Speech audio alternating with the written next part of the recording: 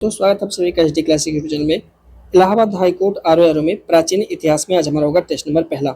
जो हमारा ये टेस्ट सीरीज होगा, यह पूरा टेस्ट सीरीज साथ ही चैप्टर वाइज कवर कराया जाएगा। तो आप इस पूरे टेस्ट सीरीज को बहुत ही ध्यान से देखना ताकि आपका पूरा कंप्लीट रिवीजन एक बार अच्छे से हो जाए। ठीक है, तो चलिए स्टार्ट करते हैं। इस सीरीज को आप मिस नहीं करेंगे क्योंकि इस सीरीज में बेसिक टू एडवांस लेवल के जितने भी क्वेश्चन पूछे जाते हैं वो सब हम आपको कवर कराएंगे। ठीक है, बहुत ही आसान सा सवाल है। करा के निम्नलिखित कथनों पर विचार कीजिए और नीचे दिए गए कोड से सही विकल्प का चयन कीजिएगा।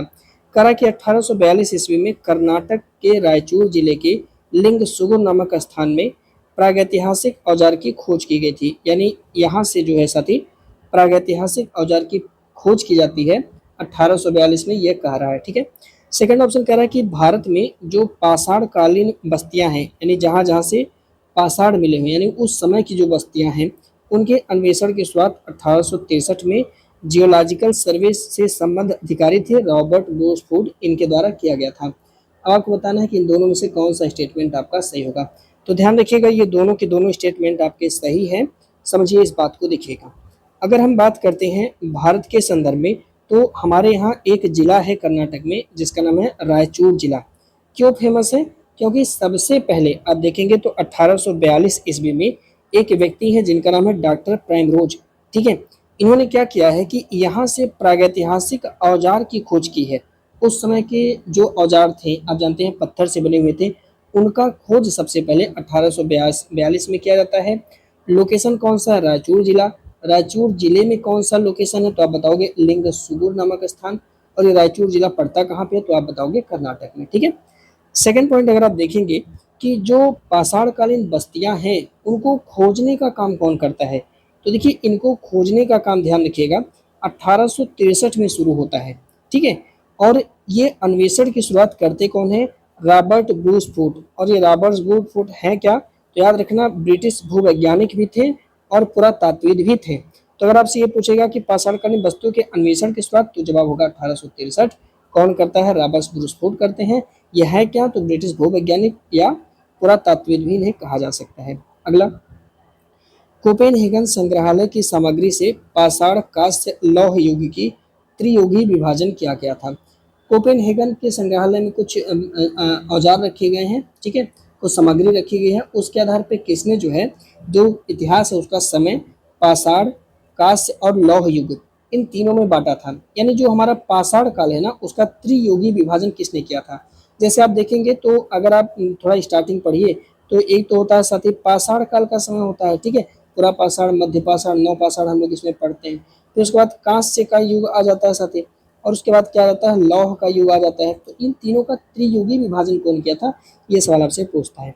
तो आपका जवाब होगा थॉमसन, यानी पहला हो जाएगा आपका इस प्रश्न का राइट आंसर। ठीक है, समझेंगे इस चीज को। एक व्यक्ति है जिनका नाम है क्रिश्चियन थॉमसन जर्गेसन। इन्होंने क्या किया था कि डेनमार्क के कोपेनहेगन संग्रहालय में कुछ सामग्री रखी गई थी। उसके आधार पर इन्होंने क्या किया है? पाषाण, कांस्य और लौह युग का त्रियुगी विभाजन किया हुआ है। ठीक है, एक व्यक्ति का और नाम याद रखिएगा, स्टुअर्ट पिगट। इनकी एक किताब है, इस किताब का नाम आप याद रखना, प्री हिस्टोरिक इंडिया। ठीक है, इनकी जो किताब है प्री हिस्टोरिक इंडिया, इसमें जो है भारतीय प्रागैतिहासिक अध्ययन को मतलब समझिए एक नई दिशा मिली है। इस किताब से एक नए दृष्टिकोण से हम भारत के प्रागैतिहासिक इतिहास को पढ़ना सीख रहे हैं। तो हमसे सवाल ये पूछ सकता है कि जो प्री हिस्टोरिक इंडिया है, इस पुस्तक के लेखक कौन है? बहुत ज़्यादा पूछेगा तो यही पूछेगा, जवाब होगा आपका स्टुअर्ट पिगट। समय आपसे नहीं पूछेगा कब लिखा गया, पर ये जरूर पूछ सकता है कि इसके लेखक कौन है। ठीक है, और ये त्रियुगी विभाजन किसने किया था? तो आपका जवाब होगा जर्गेंसन या थॉमसन या क्रिश्चियन थॉमसन जर्गेंसन, तीनों शब्द लिख करके मिल सकता है। अगला सवाल है, कहा कि नीचे दो कथन दिए गए हैं, एक को अभिकथन ए कहा गया है, दूसरे को कारण आर कहा गया है। अभिकथन कहता है कि जो पुरा पाषाण युग के जो औजार हैं वो कश्मीर में ज्यादा नहीं मिलते हैं। पुरा पाषाण काल मतलब बहुत पुराने समय में, सबसे पहला समय। ठीक है, कारण कहता है क्योंकि हिमानी युग में कश्मीर में अत्यधिक ठंड होती थी। जाहिर सी बात है कि जब हम पाषाण काल पढ़ेंगे उस समय हिमानी युग था, तो कश्मीर में ज़्यादा ठंडक पड़ रही थी। ज़्यादा ठंडक पड़ने की वजह से वहाँ पे आदमी नहीं रह रहे थे। यही कारण है कि कश्मीर में औजार ज़्यादा नहीं मिले हैं। तो कारण भी सही है, कथन भी सही है, यानी ए और आर दोनों सही है, और आर जो है ए की सही व्याख्या भी करता है।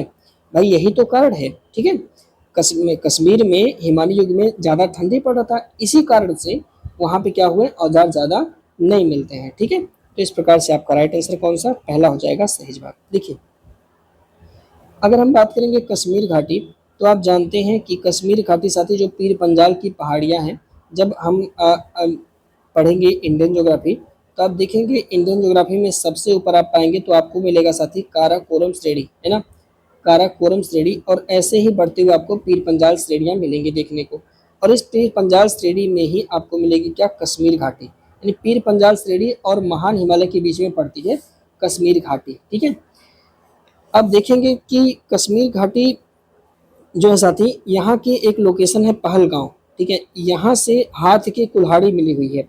एक लोकेशन आपसे पूछ सकता है कि पहलगांव जो कश्मीर का है वो किस नदी के किनारे है, तो आपका जवाब होगा लिद्दर नदी, ध्यान रखिएगा। और यहाँ से साथ ही हाथ की कुल्हाड़ियाँ मिली हुई हैं।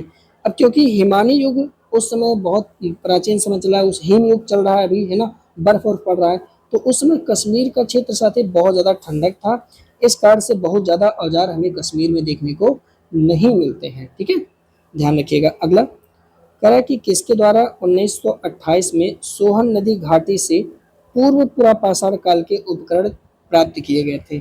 आप देखेंगे साथी तो पुरापाषाण काल को अगर आप देखेंगे तो पुरापाषाण काल आप देखेंगे पूर्व पुरापाषाण काल, मध्य पुरापाषाण, ऐसे बहुत सारे डिवाइड किए गए, पर सबको ध्यान नहीं रखना अपने को, नहीं, बस अपना जो काम चल रहा है जिससे अपना एग्जाम निकल जाए उतना ही ध्यान रखना है। ठीक है, पर हमारे लिए जरूरी ये है कि सोहन नदी घाटी का उत्खनन कौन किया, इससे रिलेटेड जानकारी हमारे लिए जरूरी है। ठीक है, तो देखिए यहाँ पे कह रहा है कि भाई सोहन नदी जो घाटी है यहाँ से इसके औजार की खोज करी किसने हुई है। ठीक है, तो याद रखिएगा DN वाडिया का नाम। अब यहाँ से क्या क्या सवाल आ सकते हैं उसको जरा सा समझिए ध्यान से। ठीक है, पहला जो क्वेश्चन आपसे पूछा जाएगा वो ये कि भाई जो ये सोहन नदी घाटी है ना, इसका उत्खनन किसके द्वारा किया गया था, यानी इसका जो खोज है ना वो किसने करी हुई है, तो आपका जवाब होगा 1928 यानी 1988 और जो पर्सन है उनका नाम है DN वाडिया, इनके द्वारा इसका खोज किया गया था। ठीक है, एक सवाल और पूछता है साथी कि कैम्ब्रिज अभियान दल एक बार आया था, कैम्ब्रिज स्कूल से आए थे लोग। ठीक है, तो कैम्ब्रिज अभियान दल के द्वारा इसका खोज कब किया गया था, एक्सप्लेनेशन में होगा। देखिए डी टेरा के नेतृत्व में आया था कैम्ब्रिज अभियान दल और इन्होंने 1935 में सोहन नदी घाटी का अनुसंधान किया। लेकिन बहुत ज़्यादा चांसेस है हमसे ये सवाल पूछा जा सकता है पेपर में कि भाई जो सोहन नदी घाटी है ना, इसका उत्खनन किसके द्वारा किया गया था या इसका खोज किसके द्वारा किया गया था, तो आप बताना 1928 में कौन किया था, DN भाड़िया किया था। लोकेशन कहाँ पे है, तो वर्तमान में जो पोतावर क्षेत्र है जो कि पंजाब और पाकिस्तान, जैसे ये हमारा एरिया हो गया साथी, है ना, ये पूरा भारत ले लीजिए और ये पंजाब और पाकिस्तान का जो एरिया है इस वाले एरिया क्षेत्र को ही हम सोहन नदी घाटी क्षेत्र के नाम से जानते हैं। ठीक है, पर हमसे मोस्ट क्वेश्चन यही पूछा जाएगा, केयरफुल रहना। अगला कह रहा है कि प्रसिद्ध पाषाण काल का स्थल है बागौर, ये कहाँ पे स्थित है, तो ये बार बार सवाल आ सकता है मध्यकाल से, प्राचीन इतिहास से ये सवाल काफ़ी बार आता रहता है। याद रखेंगे बागौरा साथी ये राजस्थान में स्थित है। कुछ सवाल और यहाँ से पूछे जा सकते हैं, कौन सा, देखिए यहाँ पे ध्यान रखना होगा कि कुछ लोकेशन है जो पूरा पाषाण कालीन स्थल में आते हैं या पाषाण कालीन ही हमसे पूछेगा, कौन कौन सा, चंबल नदी घाटी है ना, गंभीर नदी घाटी, नगरईच नाम का एक लोकेशन है, बागौर नाम का लोकेशन है, दिदवाना नाम का लोकेशन है, 16 और सिंगी तालाब, ये कुछ ऐसे लोकेशन है जो कि कहाँ पे हैं, तो बताएंगे राजस्थान में। ठीक है, यहाँ पे दो लोकेशन को ध्यान रखेंगे, ये तो 16R और एक सिंगी तालाब, ये दोनों लोकेशन कहाँ पे पड़ते हैं, नागौर जिले में, और ये कहाँ पे है, राजस्थान में पड़ता है। ठीक है, ध्यान रखेंगे लूनी नदी ये भी राजस्थान के क्षेत्र में है, यहाँ के आसपास क्षेत्र से भी पूरा पाषाण काल के औजार मिलते हैं साथी, है ना। और आप जानते हैं जो लूनी नदी है इसका उद्गम कहाँ से होता है, अरावली क्षेत्र से। तो ये सवाल डायरेक्ट कई बार पूछा गया कि भैया लूनी नदी का उद्गम कहाँ से होता है, तो ये अरावली क्षेत्र से होता है। अरावली की जो पहाड़ियाँ हैं आप जानते हैं, जब हम प्रायद्वीप भारत पढ़ेंगे तो वहाँ पे हम अरावली की पहाड़ियों की चर्चा करेंगे जो कि गुजरात से शुरू होकर के आप जानते हैं और ये दिल्ली तक जाता है, हरियाणा पंजाब से होते हुए दिल्ली तक जाता है, काफ़ी चर्चा में रहा। ठीक है, आगे बढ़ते हैं नेक्स्ट क्वेश्चन। ये क्या हो गया, इस क्वेश्चन को थोड़ा इंपॉर्टेंट लगाना, पेपर में ये क्वेश्चन देखने को मिल सकता है। क्वेश्चन कह रहा है कि भाई भारत में मानव का सबसे पहले साक्ष्य कहाँ पे मिलता है, यानी हड्डी वड्डी मानव का कहाँ से मिला है, ऐसे सवाल। ठीक है, तो याद रखेंगे कि लोग कहाँ मिलता है, किस क्षेत्र में इनको देखने को मिलेगा साथी, तो नर्मदा नदी घाटी में। कहाँ पे? नर्मदा नदी घाटी से हमें मानव की खोपड़ी का प्रमाण मिलता है। इस क्वेश्चन को इंपॉर्टेंट लगाना, इसका एक्सप्लेनेशन जरा देखिएगा। देखिए, नर्मदा नदी घाटी की हम बात करें तो नर्मदा नदी कहाँ पे बहती है? एमपी मध्य प्रदेश में। नर्मदा घाटी का एक जिला साथी हथनौर, ठीक है, मतलब हथनौर गांव है, यहाँ से मानव खोपड़ी का प्रमाण मिला हुआ है। याद रखिएगा, हथनौर का उत्खनन अरुण सोनकिया के द्वारा किया जा रहा है, 1982 में किया जा रहा है। और यह यहाँ से जो प्राप्त जीवाश्म है, यानी जो मानव खोपड़ी का जो जीवाश्म मिला है, ये प्रथम मानव जीवाश्म है। इस बात को आप ध्यान रखना, ठीक है। प्रथम, भारत के संदर्भ में यह प्रथम मानव जीवाश्म माना जाता है। इस पॉइंट को ध्यान रखना होगा। कह रहा है कि निम्नलिखित में से कौन सा प्रागैतिहासिक स्थल प्रागैतिहासिक चित्रकला के लिए प्रसिद्ध है? अब देख रहे हैं प्रागैतिहासिक चित्रकला, चित्रकला कहाँ से देखने को ज्यादातर मिला था? कौन सी गुफा से? तब बोलोगे सर भीमबेटका की गुफा। और इस सवाल को भी इंपॉर्टेंट लगाना है, इसका जो एक्सप्लेनेशन है वो काफी इंपॉर्टेंट है, ठीक है। प्रागैतिहासिक चित्रकला मतलब बहुत पुरान चित्रकला हो, आज के समय पेंटिंग ना, आज तो एआई से जिसका मन जो पेंटिंग बना दो, है कि नहीं है। देखो, हम बात करेंगे भीमबेटका, तो यह कहाँ पे है? नर्मदा नदी के निकट एक लोकेशन है भोपाल, जो कि यम प्रदेश मध्य प्रदेश में रायसेना जिले में पड़ता है। यहाँ से आप 40 किलोमीटर दक्षिण में जाएंगे तो आपको भीमबेटका की गुफा मिलेगा। सवाल हमसे ये पूछता है कि भैया इसका उत्खनन कौन किया था, और यही आपको जवाब देना है कि भैया 1957 का समय है, जब डॉक्टर विष्णुधर वाकड़कर यानी वी.एस. वाकड़कर, कभी कभी नाम देता है तो कभी कभी ये नाम दे देता है, तो वी.एस. वाकड़कर ने उत्खनन मैंने खोज किया था, ठीक है। काहे लिए प्रसिद्ध है? तो भीमबेटका की गुफा गुफाओं के शैल चित्र के लिए प्रसिद्ध है। कहने का मतलब जिसे गुफा बना है और गुफा बढ़िया बढ़िया चित्र बनाए हुए हैं, इसके लिए साथ ही ये यहाँ का लोकेशन प्रसिद्ध है। यहाँ से आप देखेंगे तो लगभग में 600 प्राचीन गुफाएं मिले हैं, और शैलाश्रय भी मिला है। शैल माने पर्वत, आश्रय माने वही आश्रय माने पर्वत में से खंडरा बनाए कोई हिमंद्रवन लोग रहते रहे, है ना। आदमगढ़ की पहाड़ियों की बात करेंगे तो ये भी साथ ही आपका एमपी में पड़ता है। यहाँ से पूरा पाषाणी चढ़ के उपकरण मिले हुए हैं। तो याद रखना, ये इंपॉर्टेंट क्वेश्चन है, यहाँ से पेपर में आपसे जो है सवाल पूछेगा, ज्यादातर ये पूछेगा कि इसका खोज किसने किया था, भीमबेटका का, ठीक है। अगला, करा के निम्नलिखित कथनों पर विचार कीजिए तथा नीचे दिए गए कोड से सही विकल्प का चयन कीजिएगा। करा की बेलन नदी घाटी उत्तर प्रदेश के मिर्जापुर जिले में स्थित है। बेलन नदी घाटी, बहुत अच्छा सवाल है साथी, तो उत्तर प्रदेश के मिर्जापुर में ही पड़ता है, ये बात बिल्कुल सही है। बेलन नदी घाटी का उत्खनन जी.आर. शर्मा के द्वारा कराया गया था। क्या ये बात सही है? तो हाँ, दोनों के दोनों स्टेटमेंट आपके सही हैं। इस प्रकार राइट आंसर आपका कौन सा? सी हो जाएगा साथी, सही, ठीक है। बेलन नदी घाटी यह मिर्जापुर में स्थित है। लोकेशन कौन सा है? मिर्जापुर पे। यहाँ से पूरा पाषाण काल से लेकर के नौ पाषाण युग तक के उपकरण मिलते हैं। बेलन घाटी में इलाहाबाद विश्वविद्यालय के प्रोफेसर थे जी.आर. शर्मा, इनके द्वारा उत्खनन कराया गया था, अनुसंधान कराया गया था। बेलन जो है वो टोन्स की सहायक नदी है, जो कि कहाँ से? मिर्जापुर के पठारी क्षेत्र से निकलती है। अच्छा, ये वाला सवाल भी कई बार पेपर में आया है कि बेलन जो है वो किसकी सहायक नदी है, तो याद रखेंगे टोन्स की सहायक नदी है ना। बेलन नदी घाटी से पूरा पाषाण काल से संबंधित लगभग में 44 पुरास्थल मिले हैं, और ये सवाल भी पेपर में कई बार पूछा गया है, ठीक है। एक लोकेशन की बात करेंगे, लोहदा नाला, जो कि कहाँ पे है? बेलन नदी के किनारे ही स्थित है। यहाँ से अस्थि निर्मित मातृ देवी की प्रतिमा, मतलब हड्डी से बनी हुई मातृ देवी की प्रतिमा मिल रही है। अस्थि निर्मित मातृ देवी की प्रतिमा, अभी कांच से निर्मित बनेगा, मिट्टी से निर्मित बनेगा, मतलब प्रतिमा मिलती है, लेकिन अस्थि से यानी हड्डियों से बनी हुई प्रतिमा भी मिलती है साहब। और ये कहाँ से मिलता है? लोहंदा नाला से मिलता है। लोहंदा नाला कहाँ पे पड़ेगा? तो ये बेलन नदी के किनारे पड़ेगा। और बेलन नदी घाटी का क्षेत्र कहाँ पे है? तो हमारे यहाँ मिर्जापुर उत्तर प्रदेश के क्षेत्र में है, ठीक है। खतरनाक एरिया है। ये सवाल था, मध्यपुरा पाषाणिक स्थल निवास चिरकी कहाँ पे स्थित है? बहुत ही अच्छा लोकेशन है निवास यानी चिरकी, और ये लोकेशन आपके पड़ता है महाराष्ट्र के अंदर। निवास, चिरकी निवास एक साथ इसको पढ़ते हैं, जो महाराष्ट्र के अंदर पड़ता है, ठीक है। याद रखेंगे इस लोकेशन को, महाराष्ट्र में निवास के पास एक लोकेशन पड़ता है चिरकी। फेमस क्यों है? क्योंकि यहाँ से पुरा पाषाण काल के कुछ औजार मिले हैं, ठीक है। और भी पुरा पाषाणिक स्थल अगर महाराष्ट्र में देखा जाएगा तो महाराष्ट्र में कोरेगांव, जिसे आप गोरेगांव करके बुलाते हो, है ना। चंदौली करके, अच्छा चंदौली हमारे यहाँ भी है, ध्यान रखना, उत्तर प्रदेश में भी है। फिर उसके बाद शिकारपुर है, ठीक है। तो ये जो लोकेशन है, यह लोकेशन महाराष्ट्र में पड़ते हैं। यहाँ से हाथ की कुल्हाड़ी और काटने के औजार जैसे उपकरण देखने को मिलते हैं। एक और सवाल है कि रॉबर्ट ब्रूस फूट ये कौन है? तो आप जानते हैं ब्रिटिश भू वैज्ञानिक हैं। इन्होंने मद्रास में एक लोकेशन है पल्लवरम, यहाँ से पहला हैंडेक्स प्राप्त किया था और यहीं से कहानी की शुरुआत हो जाती है खोजने की।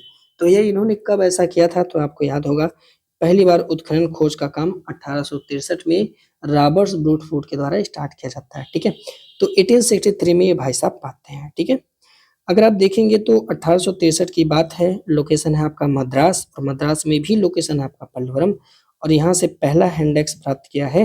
प्राप्त करने वाले जन का नाम है रॉबर्ट ब्रूस फूट। ठीक है, आप देखेंगे मद्रास में जो लोकेशन है जहाँ से पूरा पाषाणकालीन औजार मिलते हैं, जैसे मद्रास में ही आपका अतिरमपक्कम पड़ता है, मद्रास में ही आपका कोर्ट लायर नदी घाटी पड़ता है, बादम तुराई पड़ता है, गुंडियम पड़ता है। तो ये लोकेशन आपके मद्रास में पड़ते हैं। देखिए सवाल बजा के पूछेगा कि निम्नलिखित में से कौन सा पूरा पाषाणिक स्थल मद्रास में है या मद्रास में नहीं है।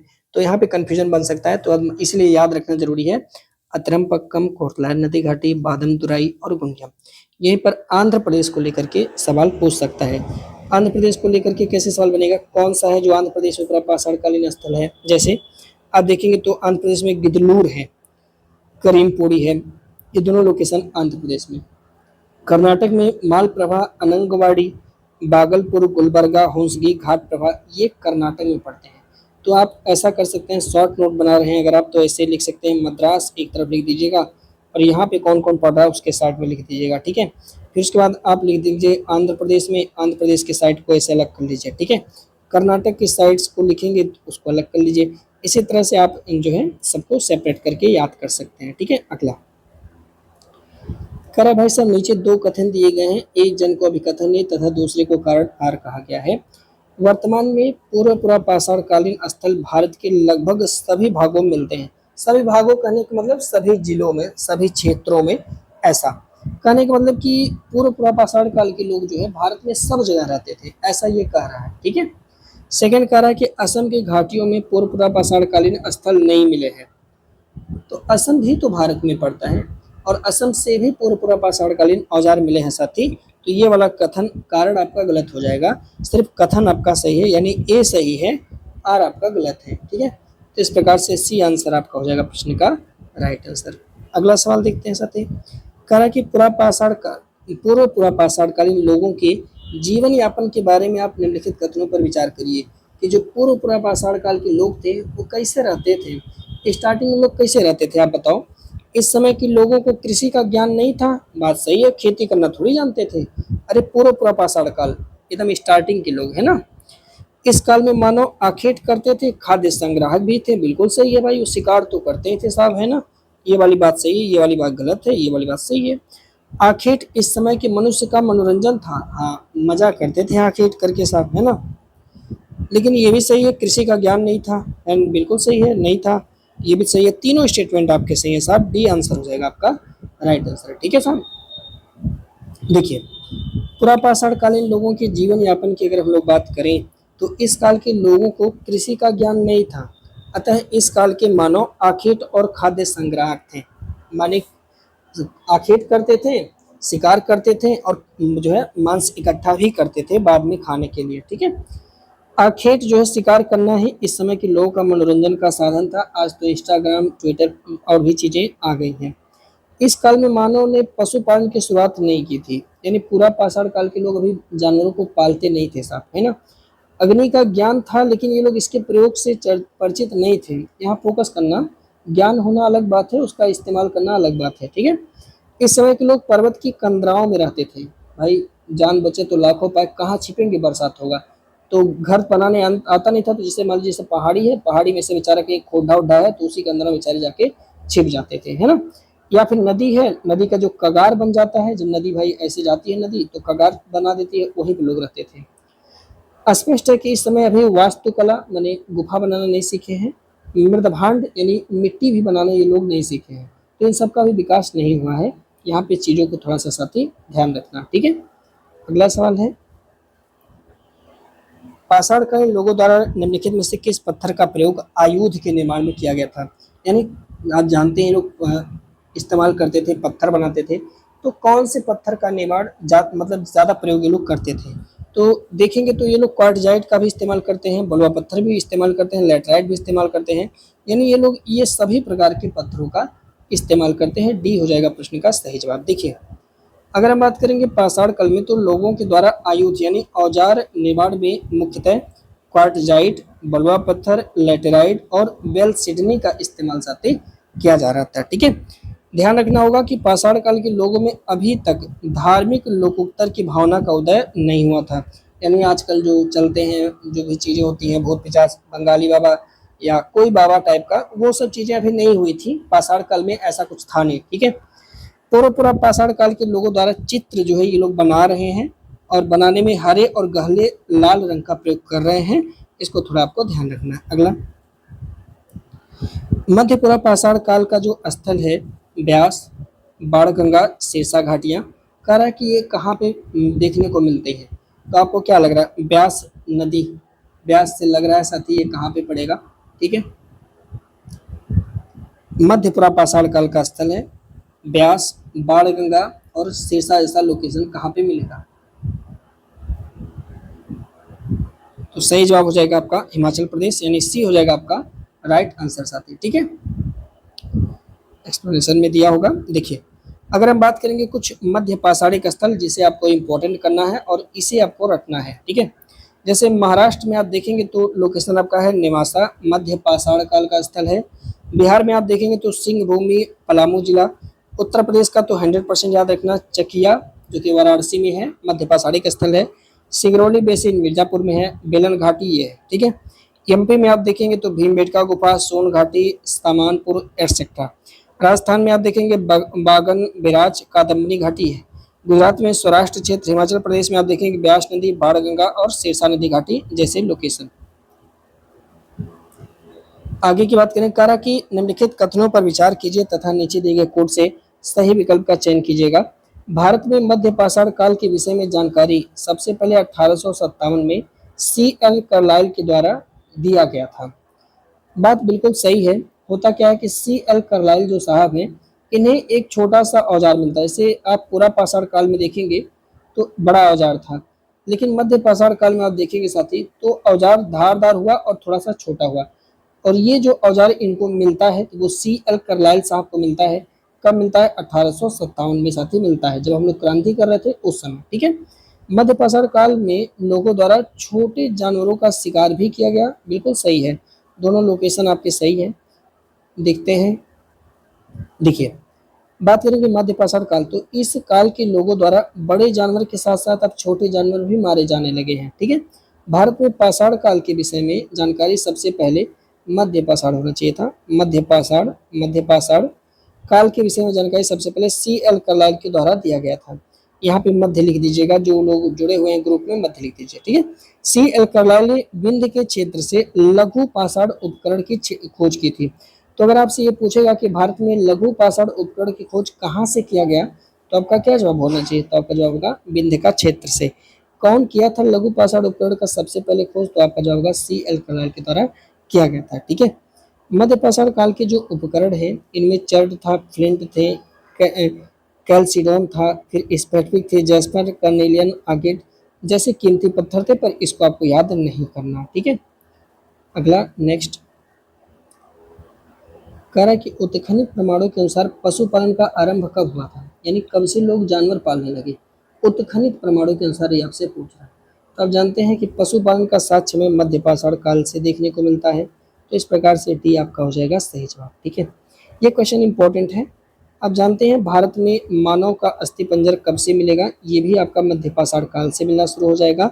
मध्य पाषाण काल के अंतिम चरण में लोग अब पशु पालना स्टार्ट कर देंगे साहब। ठीक है, भारत में आदमगढ़ जो कि मध्य प्रदेश में पड़ेगा और बागौर, यहाँ से पशुपालन के साथ ही देखने को मिलते हैं। और ये पॉइंट बहुत ज़्यादा इंपॉर्टेंट है, क्योंकि साफ साफ पूछेगा पशुपालन के साक्ष्य कहाँ से देखने को मिलते हैं। ठीक है, अगला कह रहा है कि भारत का सबसे बड़ा मध्य पाषाणिक स्थल बागौर, मध्य पाषाणिक स्थल भी बागौर था, जो कि कहाँ पे है? तो आप जानते हैं साथी ये राजस्थान में पड़ता है। चर्चा बार बार किया गया। ठीक है, राजस्थान में आप देखेंगे सुजात क्षेत्र, तिलबरा, बागौर पड़ता है। गुजरात में अखज, बलसाना, हीरपुर, लंघनाज, ये थोड़ा याद रखना, आगे चल के भी मिलेगा ये, है ना। उत्तर प्रदेश में मध्य पाषाण की स्थल एकदम मोस्ट इंपॉर्टेंट लगाओ, एक का लगाओ मोस्ट इंपॉर्टेंट। सराय नहर, महदहा, दमदमा, चौपानी मंडो, लखैया, मुरहान पहाड़, बगईपुर, ये मोस्ट इंपॉर्टेंट लगाना, पेपर में सीधे टपकेगा। सराय नहर, महदहा, दमदमा, चौपानी मंडो, लखैया, मुरहान पहाड़, बगईपुर, ये उत्तर प्रदेश में पड़ता है और उत्तर प्रदेश में पड़ने वाला मध्य पाषाणिक स्थल है साहब, इसको ध्यान रखना। अगला, मध्य पाषाण काल के स्थल बागौर के बारे में कह रहा है, निम्नलिखित स्टेटमेंट को पढ़िए। कह रहा है कि यह भारत का सबसे बड़ा मध्य पाषाणिक स्थल है, बात सही है, सही है। इसका उत्खनन बी.एन. मिश्रा के द्वारा कराया गया था, ये बात भी बिल्कुल सही है। अब कह रहा है कि भाई इन दोनों स्टेटमेंट को पढ़िए, मतलब दोनों स्टेटमेंट में से कौन सा सही होगा, ठीक है। तो यहाँ पे दोनों स्टेटमेंट आपके सही है, यानी सी हो जाएगा प्रश्न का आपका राइट आंसर। देखिए, बागौर की बात करेंगे तो आप जानते हैं यह राजस्थान में है, राजस्थान का भिलवाड़ा जिला। नदी कौन सी है? कोठारी नदी के तट पर स्थित है। भारत का सबसे बड़ा क्या है साथी? मध्य पाषाणिक स्थल है। बी.एन. मिश्रा के द्वारा इसका उत्खनन कराया गया 1968 से 70 के दौरान में। यहाँ से साथी मानव कंकाल के साक्ष्य देखने को मिलते हैं। झोपड़ियाँ और खड़ंजों द्वारा फर्श के साक्ष्य भी यहाँ से देखने को मिलते हैं, ठीक है। अगला सवाल है, निम्नलिखित में से किस स्थल से हड्डी के उपकरण प्राप्त हुए हैं? यानी हड्डी का जो उपकरण है वो कहाँ से देखने को मिलता है? हड्डी का उपकरण, ये सवाल मजेदार है ना। यूपी के संदर्भ में ये सवाल बहुत अच्छे से पूछता है। हड्डी का उपकरण कहाँ से देखने को मिलता है? हमारे यहाँ से हड्डी जो है अगर आप देखेंगे तो ये मिलता है महदहा से और सराय नहर से। ये दोनों लोकेशन 3 और 4, यहाँ से आप हड्डी के उपकरण प्राप्त करते हैं, ठीक है। सी हो जाएगा प्रश्न का राइट आंसर, ठीक है। ज़्यादातर मात्रा में हड्डी के उपकरण यहाँ से मिलता है साथियों। उत्तर प्रदेश में मध्य पाषाण काल के स्थल महदहा और सराय नहर राय, यहाँ से हड्डी और सिंह निर्मित उपकरण साथी ज़्यादातर मिलते हैं, ठीक है। अगला, निम्नलिखित में से कौन सा मध्य पाषाणिक स्थल उत्तर प्रदेश में स्थित नहीं है? हाँ, ये सवाल देखो, मैंने ऊपर कहा था कि ऐसे सवाल आपसे पूछेगा, बजा के थोड़ा सा पूछेगा, तो आपको ध्यान रखना है उत्तर प्रदेश में कौन नहीं पड़ता है। तो बागौरा तो राजस्थान में पड़ता है, बार बार हम चर्चा कर रहे हैं, तो आप बोलोगे सर ये वाला लोकेशन हमारे यहाँ नहीं है, बल्कि ये कहाँ पे है? राजस्थान में। तो डी हो जाएगा प्रश्न का सही जवाब, यानी राइट आंसर, ठीक है। उत्तर प्रदेश में स्थित प्रमुख मध्य पाषाणिक स्थल है सराय नहर, महदहा, दमदमा, चौपानी मंडो, मुरहान पहाड़, बगईपुर, लखैया, ये लोकेशन साहब, ठीक है। अगला, उत्तर प्रदेश में स्थित निम्नलिखित में से किस मध्य पाषाण काल के स्थल से एक ही कब्र से 3 मानव कंकाल निकले हैं? मतलब एक ही कब्र में 3 लोग दफनाए गए थे, वो वाला लोकेशन आपसे पूछ रहा है कहाँ पे है। ये लोकेशन आपका पड़ेगा दमदमा में, यानी बी हो जाएगा प्रश्न का राइट आंसर, यानी सही जवाब, ठीक है। दमदमा की बात करेंगे तो उत्तर प्रदेश के प्रतापगढ़ जिले में सराय नहर, महदहा तथा दमदमा का उत्खनन जी.आर. शर्मा के द्वारा कराया गया था, ठीक है। दमदमा की बात करेंगे साथी तो इसका उत्खनन 1982 से 87 में कराया गया है। याद रखना होगा कि प्रतापगढ़ में पड़ता है सराय नहर, महदहा, दमदमा, यानी ये तीनों जिले प्रतापगढ़ में है, ठीक है। यहाँ से हड्डी और सिंह निर्मित उपकरण मिले हैं, कहाँ से? दमदमा से। यहाँ से 41 मानव समाधान भी मिलते हैं और कुछ चूल्हे, गर्त चूल्हे भी देखने को मिलते हैं। अगला, उत्तर प्रदेश के निम्नलिखित में से किस मध्य पाषाण काल के स्थल से हाथ से बने अनगढ़ किस्म के मृदभांड, यानी मिट्टियाँ, हमारे यहाँ मध्य पाषाण काल के लोग मिट्टी बनाए रहे हैं और ये चौपानी मांडो से मिला है। कहाँ से मिला है? चौपानी मांडो से मिला है, इसे आप ध्यान रखिएगा, ठीक है। हाथ से बने अनगढ़ किस्म, तो चौपानी मांडो की बात करेंगे तो यह उत्तर प्रदेश के इलाहाबाद यानी प्रयागराज जिले में स्थित है। यहाँ से हाथ के बने अनगढ़ किस्म के मृदभांड मिले हैं। यहाँ से झोपड़ी के गोल फर्श के साक्ष्य भी आपको देखने को मिलते हैं। अगला, करा कि विंध्य क्षेत्र के निम्नलिखित में से किस शिलास्त्र से सबसे ज्यादा मानव कंकाल मिले हैं? विंध्य क्षेत्र के किस शिलास्त्र से सबसे ज्यादा मानव कंकाल मिलते हैं? बढ़िया सवाल है साहब, ठीक है।